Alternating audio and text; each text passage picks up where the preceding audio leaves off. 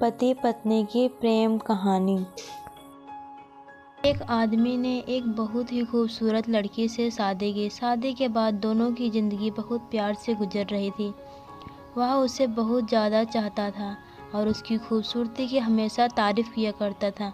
लेकिन कुछ महीने के बाद लड़की चर्म रोग से ग्रसित हो गई और धीरे धीरे उसकी खूबसूरती जाने लगी। खुद को इस तरह देख उसके मन में डर समाने लगा कि यदि वह बदसूरत हो गई तो उसका पति उससे नफ़रत करने लगेगा और वह उसकी नफ़रत बर्दाश्त नहीं कर पाएगी।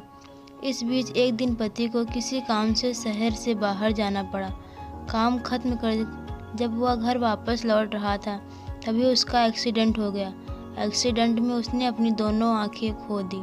लेकिन इसके बावजूद भी उन दोनों की ज़िंदगी सामान्य तरीके से आगे बढ़ रही थी। समय गुजरता रहा और अपने चर्म रोग के कारण लड़की ने अपनी खूबसूरती पूरी तरह गंवा दी।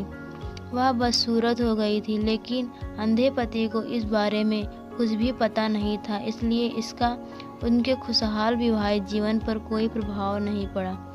वह उसे उसी तरह प्यार करता रहा। एक दिन उस लड़की की मौत हो गई। पति अब अकेला हो गया था।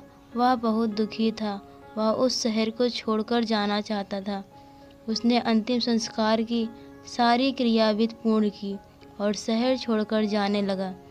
तभी एक आदमी ने पीछे से उसे पुकारा और पास आकर कहा, अब तुम बिना सहारे के अकेले कैसे चल पाओगे?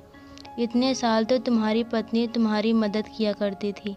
पति ने जवाब दिया, दोस्त, मैं अंधा नहीं हूँ, मैं बस अंधा होने का नाटक कर रहा था, क्योंकि यदि मेरी पत्नी को पता चल जाता कि मैं उसकी बदसूरती देख सकता हूँ तो यह उसे उसके रोग से ज़्यादा दर्द देता।